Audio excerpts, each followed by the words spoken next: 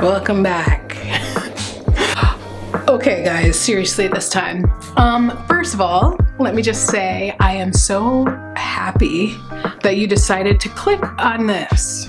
Wow, great job. You're a true friend. You're a true American. You are a true human being. You're a true,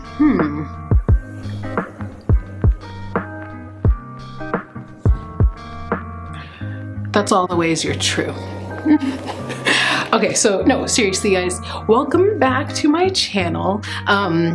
First of all, do me a really big favor and hit the subscribe button because you're supposed to get subscribers when you're on YouTube, and trust me, I have a lot to talk to you guys about. I have never gotten knotless box braids before, so they literally don't put the hair in until like about here. It's like so cool. Can I pull off? My best friend wants to pull off a side part or a middle part. Pull off a middle part. Not really. No one's trying to do a middle part. It's 2020. The last thing this year needs is people going out with their middle part who can't do a middle part. But Dorian, everyone's beautiful. Yeah, you're right. Do your middle part. Anyway, guys, I'm already off track. First of all, what I want to tell you guys is today, there's this huge thing about my life that you guys don't know yet. I'm a writer. You probably do know because I think the people who are watching my videos actually know who I am, but I want to explain it to you as well. Yeah, I'm a writer. And I'm a screenwriter who wants to eventually own a live stage theater and be a playwright for the rest of her life. But before I do that playwriting part, I definitely want to write for television because Breaking Bad, and because Orange is the New Black, and because of Game of Thrones, and because of Better Call Saul, and Narcos, and Ozark, and The OC. Tried to sneak that one in there, but I'm not writing because of The OC, even though that was my favorite show in high school. Guys, I hope you're having a really, really good day. And during this video, what I want to talk to you guys is about my writing process. If I just keep looking at myself in the camera, I'm not going to get anything done. So why don't we just go ahead and teach the kids about our writing process and be done with it. Okay, so first off, I just wanted to tell you guys that I started writing in college at the University of Northern Colorado. I went to a predominantly white college, as we probably all have, unless you went to like whatever that school is. There were not too many roles for your girl.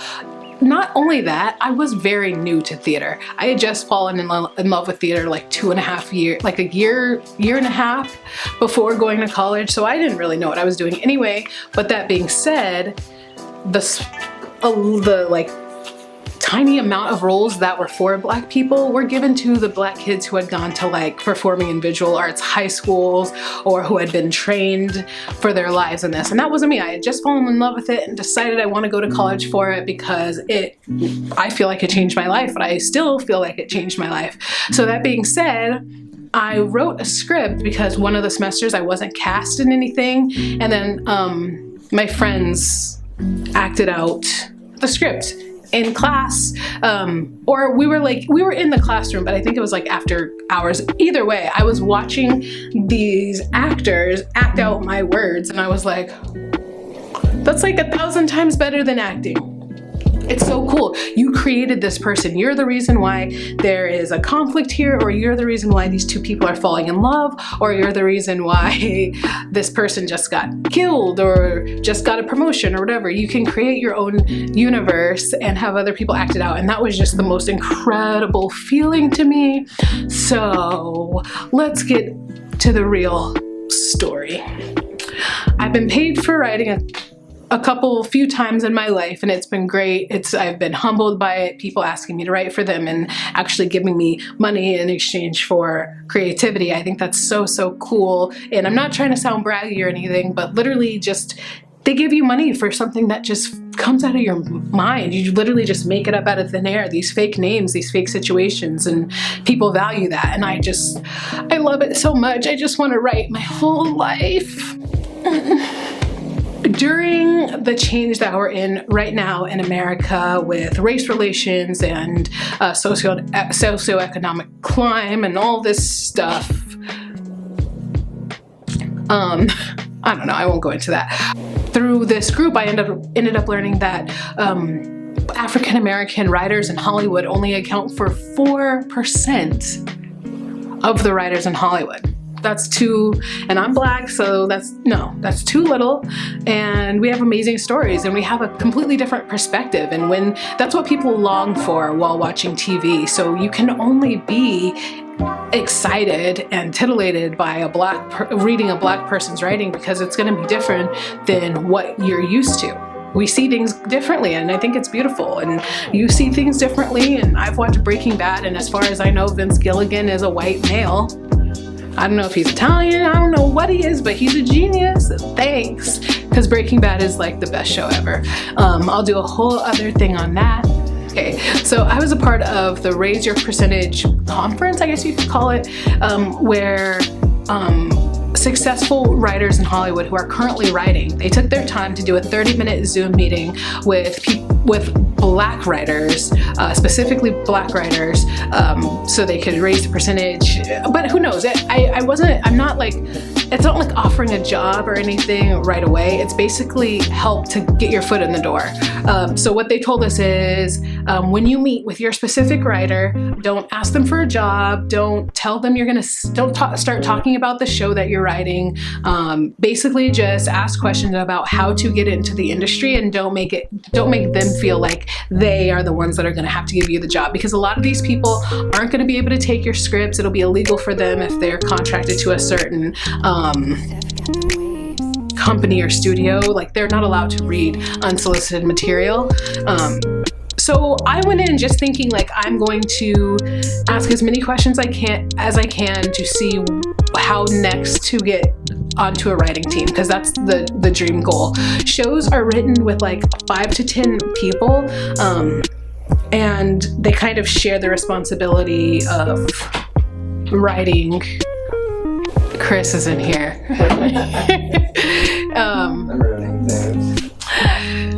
Oh, also, Chris is one of my editors too. He's like the editor. It took Chris like 14 years to get out of here. So anyway, I don't know what part I was talking to you guys about. Basically, we're just asking for a mentor who knows what they're doing. So I was paired with a writer. She's written for shows like Orange is the New Black, she's written for Grey's Anatomy, and she wrote for Narcos, which are obviously 3 of the best shows ever. Literally, all 3 are probably on the list of best shows. I bet they're all in the top 20 at least. So yeah, I got to do a Zoom meeting with her, and it ended up really, really great. And even though we didn't know where all of this was gonna go, she actually ended up asking me to write a pilot episode, so she could help me get onto a writing team. Great. Like, I explained to her why I loved writing. I explained to her what the important parts of an episode, what I believe the most important parts of writing and writing episodic material. I expressed to her why I loved it. Yeah, so I ended up writing. My writing process, number 1, starts in my mind. Obviously, everyone is going to... Why is my computer telling me it's tax day? We did our taxes months ago. Okay, so my ideas always start in my head. I think everyone's starts in their head. I don't think anyone's like, okay, I'm gonna flesh out an idea, then go and get a pencil and pad. Or maybe they do, I don't know. But mine kind of come to me like, wow, that would be cool to see. And if it's cool enough, I don't write it down. I go to sleep, and if I remember the next day, then I know that it's good enough to write. Because I have a notepad of ideas that I'll go and like, oh, this is a good idea, but I never look at that notepad. If your idea for a show isn't good enough for you to like remember, then I feel like no studio is gonna really care for it, because they see so much, and there's so much bad material currently being made. There's so much bad material already being made. I have zero time to be a part of any of that. So not to speak pompously, I swear, I'm just saying that I believe my art is like really, really good. I do. I think my writing is really good, and that's because I write things that I would want to see, and I write things that are unique to my perspective. So it's not like I'm gonna write for Vince Gilligan's perspective. I'm not gonna write for my husband Chris's perspective. I'm gonna write through mine and show you a universe of my own. So this is how my writing starts. This is, wow, bad idea. So this is called Final Draft. If you can see the words typed. Here's pages and pages and pages. I use Final Draft, and I wrote a 56-page pilot episode of a new sci-fi drama that's basically, it's really good, I swear. So when you think you got what it takes, you print out your script, and it ends up looking like this. All matted, all ratted, all written on and tatted. Your first draft is gonna look like this. A bunch of writing on it, a bunch of little things that you could have done better that you didn't catch. Also, I use a lot of semicolons. 56-page script of the pilot episode. A pilot episode is the first episode shown in any television series, sitcom or drama. Mine's a sci-fi drama because Black women don't write sci-fi dramas, and so I wanted to kind of squeeze into that little area because I think I'm really good at writing stuff like that. This one in particular is about a girl named Fallon who's kind of like this superhuman loner, and through her journey of protecting her city, she sees that her increasing powers are also leading to her mother's decline. So yeah, I'll go through a script like this 6 or 7 times to make it really good. And after you make it really good, it comes out looking like this. A nice, polished final draft. I love getting to write final draft. I mean, I didn't write it on this one because, to be honest, I printed out one more after this, and that one's the final draft. It's completely done now. So this is like literally like 2 days, printed 2 days before the final draft, because my husband still caught typos and still caught grammatical errors in here.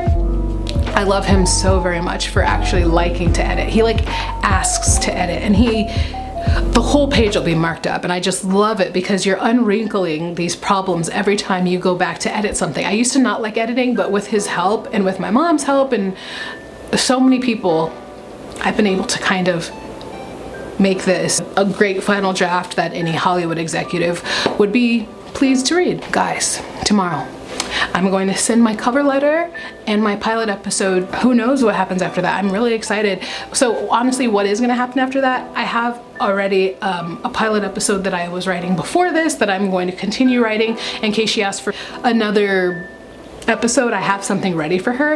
And then after I finalize that one, I'm gonna write the 2nd, 3rd, 4th episode of Freelance Citizens, because writing is my passion. It's not just like a job I want, so I actually love writing even when I don't necessarily have to. If there's not a task in front of me, I still love writing, and then it'll be a lot more free because it's not like someone's gonna want to see it right away, so I know I can just kind of dabble in my own creativity and figure out exactly where I want the story to go. But Freelance Citizens is really good. I like it. Thank you for listening. I'm so excited for this opportunity. I want to get a literary agent sometime in this next calendar year. Now that I have the material that I need to impress them, I feel like I am on a quick incline to getting what I want. But I know this is a marathon, it's not a race, and I'm happy to just I'm happy to be here, to be honest. Life is good. Sure, everyone has their things, their issues, their problems, their whatever, but life is so good and I'm so blessed to be here and I'm blessed to get to write and do what I want. But I'm glad to be in California and I'm glad to love you so much. Yeah, I just wouldn't send someone bad writing. So yeah, I don't know. I love you guys. I hope you're doing well. I hope you're getting through this time of life. I hope you're learning a lot and I hope you're healthy and I hope you're happy and discovering a lot about yourself and the people that you love. Continue to open your heart to different situations and different suggestions. Remember that God loves you. Remember that I love you. Remember that your mom probably loves you. And if she doesn't, I'm really sorry because that's really jacked up. Bye.